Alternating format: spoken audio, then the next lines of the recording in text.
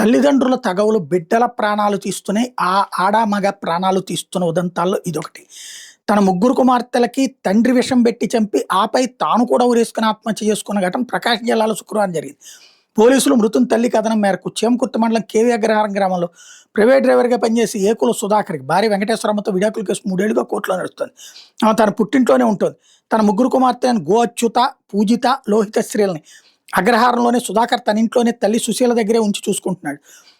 మరో 4 రోజుల్లో court case వాయిదాకి రాబోతుంది. ఈ నేపథ్యంలో గురువారం రాత్రి పక్కనే ఉన్న చేమకుర్తిలో నైలాన్ తాడును కొనుక్కుని సుధాకర్ ఇంటికి వచ్చాడు. పాత ఇంటి వద్ద గేదెలుంటే అక్కడికి వెళ్ళి పడుకోమని సుధాకర్ తన తల్లికి చెప్తాం అక్కడికి వెళ్ళిపోయింది. శుక్రవారం ఉదయం ఆమె పాత ఇంటి నుంచి పిల్లలని ఇంటికి వచ్చి చూస్తే వాకిట్లో కూల్ డ్రింక్స్ వేసాలని పిల్లలు ఇంకా లేవలేదు. స్కూల్కి టైం అవుతుందని లేపాలని చూస్తే సుధాకర్ వాళ్ళని అప్పుడే లేపొద్దని వారించాడు. తాను బజార్కి వెళ్ళి పిల్లలకు టిఫిన్ తీసుకొస్తాను, తాను వచ్చే వరకు లేపొద్దని బయటికి వెళ్ళాడు. ఈలోపు సుధాకర్ తల్లి సుశీల పిల్లలను మరోసారి లేపేందుకు ప్రయత్నిస్తే వాళ్ళలో స్పృహకం లేకపోవడంతో ఇరుగుపొరి వాళ్ళని పిలిచింది. వాళ్ళు వచ్చి చూసి పిల్లలు ముగ్గురు చనిపోయారని చెప్పడంతో కుప్పకొల్ని ఆమె కొడుకు ఫోన్ చేస్తే వేరొక వ్యక్తి ఫోన్ తీసి ఊరు వెలుపులో ఉన్న వేప చెట్టుకి సుధాకర్ ఊరేసుకుని చనిపోయాడని చెప్పారు.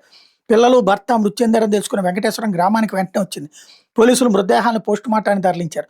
సుధాకర్ తల్లి ఫిర్యాదు మేరకు కేసు నమోదు చేశారు. మరోవైపు శ్రీకాకుళం జిల్లా పలాస రైల్వే స్టేషన్ సమీపంలో తాళభద్ర రైల్వే గేటు కొద్ది దూరంలో గురువారం రాత్రి తల్లి తన 2 బిడ్డలతో రైలు కింద పడి ఆత్మహత్య చేసుకుంది.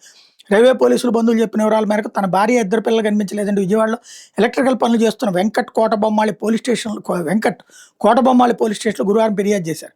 శుక్రవారం ఉదయం ముగ్గురు మృతదేహాలు రైలు పట్టాల మీద ఉన్నాయంటే కోటబొమ్మాళి పోలీసులకి రైల్వే పోలీసులు సమాచారం ఇచ్చారు. పోలీసులు అక్కడికి చేరుకుని మృతులని కోటబొమ్మాళి మండలం చలమయ్యపేటకు చెందిన గేదెల పూజ, ఆమె కుమారుడు కుశాంత్ వర్మ, కుమార్తె దీక్షిత్గా గుర్తించి వెంకటకి సమాచారం ఇచ్చారు. కుటుంబ కలహాల వల్ల క్షణికావేశంలో పూజ నిర్ణయం తీసుకుందని భావిస్తున్నారు.